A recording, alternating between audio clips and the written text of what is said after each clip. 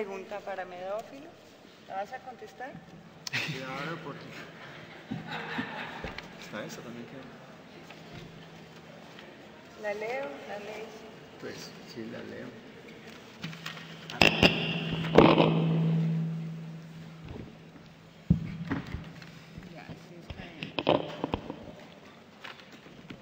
En el tono con que me pregunta si le voy a contestar, pareciera que es la sugerencia que no lo haga. Me libero de esos controles domésticos y la contesto.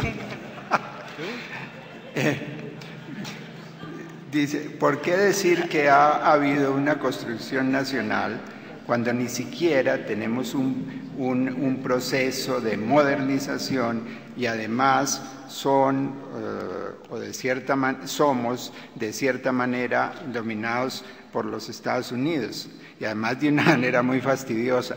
Pero, digo yo, como parte de la respuesta, pero aludía en mi exposición que en el sesquicentenario, es decir, en los años 60, pues apareció en la discusión pública, o se hizo más énfasis, no apareció en ese momento, pues esta distancia frente a concebirnos como, me refiero a Colombia, como pues un Estado nacional independiente y por tanto se proyectó esa expresión de la lucha por la segunda independencia. Naturalmente esto pues era sostenido en auditorios y por corrientes de izquierda. Yo no soy nihilista frente al proceso de la independencia en el siglo XIX. Creo que debe juzgarse a los procesos en relación con aquellos cometidos que tuvieron en su tiempo y que acometieron con los instrumentos que tenían y en la composición de clase que predominaba. Hoy por hoy no entraría yo en la discusión de si Colombia es una nación. Recuerdo que en los años 20 y 30 del siglo XX, los indígenas del Cauca, en parte los del Tolima, entraron masivamente al Partido Comunista porque les sedujo la consigna de el derecho a la autodeterminación de los pueblos indígenas. Es decir, se partía de la idea de que los indígenas eran una nación, digamos, que formaba parte de ese país que era Colombia, pero que convenía reconocer ese estatus nacional. Será una discusión siempre presente y aunque antigua, podrá encontrar maneras nuevas de que se profundice y se mantenga. Yo diría, bueno, somos país y para quien formula la pregunta, recordaría aquella tipología que hacía Lenin algunos se sorprenderán estas citas en este tiempo, que hacía Lenin en Imperialismo, fase superior del capitalismo, de los países por niveles de dependencia. España, Portugal figuraban en un nivel y por supuesto estaban las metrópolis que no eran dependientes y hay una referencia a los países de América Latina y dice que están envueltos en las redes de la dependencia financiera, pero que son formalmente independientes. Pero en Lenin el formal no estaba en una ecuación con ficticio, se refería a una independencia política. En la pregunta dice, pero somos independientes y ni siquiera somos modernos. Creo que es un orden diferente. Por supuesto que se continúa teniendo en este país, en otros, pues elementos de lo que Guerra llamaría la sociedad de antiguo régimen, rasgos de esos.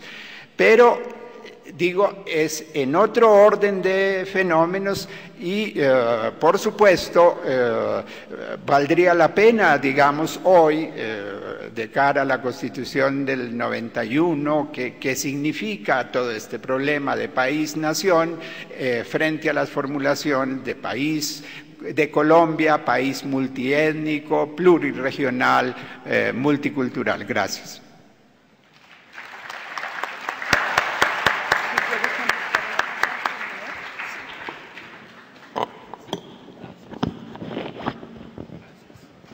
La pregunta no la pude escribir con esta oscuridad. La señora mandó prender la luz, la oyeron, pero no le obedecieron. La pregunta es esta. En el libro La Nueva Historia de Colombia se lee: antes de la mal llamada independencia, los indígenas tenían derecho a unos resguardos de tierras que les había asignado la corona española. Y la gente pobre que vivía en los municipios, alrededor del municipio había unas tierras para que los pobres trabajaran, se llamaban los ejidos.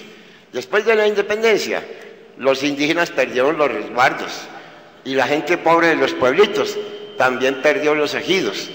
La pregunta que uno hace es: ¿salimos ganando o salimos perdiendo con la mal llamada independencia? Y por último, póngale cuidado, Bolívar estableció que sí, que escoger por voto popular a las autoridades, pero solo podían votar los que sabían leer, y los únicos que sabían leer eran los amigos de Bolívar. Ya saben ustedes pues cómo se elige la cosa. Última cosita, oigan la dirección: Carrera Segunda, Barrio La Candelaria. Carrera Segunda, calle 12. Ahí en ese cruce noroccidental hay una casa pintada de azul. Dice: aquí se reunían los guerrilleros urbanos comandados o dirigidos por el guerrillero urbano Simón Bolívar, porque lo que hizo Simón Bolívar fue montar un ejército paralelo, ilegal, contra la corona. Entonces, en ningún municipio ve uno una placa que diga al exguerrillero urbano Simón Bolívar, sino al libertador. Les recomiendo leer ese libro, La Nueva Historia de Colombia. Muchas gracias por la atención, muy amables. Muchas gracias. Medófilo quiere hacer un comentario sobre la pregunta de intervención. Un momentico, por favor, ya vamos al tiempo. No resisto la tentación de hacer un comentario sobre Agudelo. Es un personaje, ahora recordábamos con Gabriel Misas, que nos acompañó en nuestros años de estudiantes en la Universidad Nacional. Y antes de las asambleas convocadas por el Consejo Superior Estudiantil, siempre hacía unas intervenciones sumamente ingeniosas, y como homenaje a él quiero recordar solamente una. La manera de contar toda esta leyenda del Antiguo Testamento del Arca de Noé. Entonces él, que tiene formación matemática, hacía las cuentas que encerraron allí a parejas de todas las especies, ¿no? Y durante 40 días y 40 noches. Entonces él hizo cuentas exactas del número de deposiciones de toda esta gente, de todas estas criaturas en el Arca de Noé, y sacaba una conclusión. Decía: el Señor a los justos los ahogó en un diluvio de materias fecales, y a los pecadores en uno de agua limpia. Muchas gracias.